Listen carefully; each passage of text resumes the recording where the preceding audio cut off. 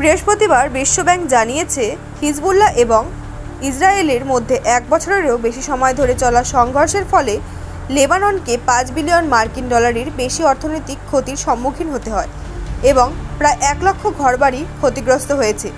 চলতি বছরের 23 সেপ্টেম্বর থেকে ইসরায়েল দক্ষিণ লেবাননে হিজবুল্লাহর অবকাঠামো ভেঙে ফেলার জন্য এবং সন্ত্রাসী গোষ্ঠীকে ইসরায়েলের সীমান্ত থেকে পিছিয়ে দেওয়ার জন্য একটি স্থল অভিযান পরিচালনা করেছে। প্রায় 1 বছর ধরে প্রতিদিনের আন্তঃসীমান্ত আক্রমণের পর যা উত্তরাঞ্চলের প্রায় 60,000 বাসিন্দাকে বাস্তুচ্যুত করেছে।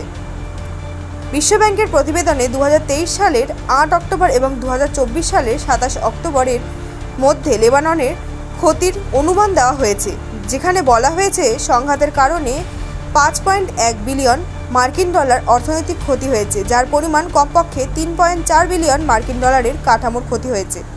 রিপোর্টে বলা হয়েছে যে ক্ষয়ক্ষতিগুলি বাণিজ্য এবং পর্যটন এবং আতিথেয়তা খাতে, সেই সাথে কৃষি খাতেও অনেকাংশে কেন্দ্রীভূত।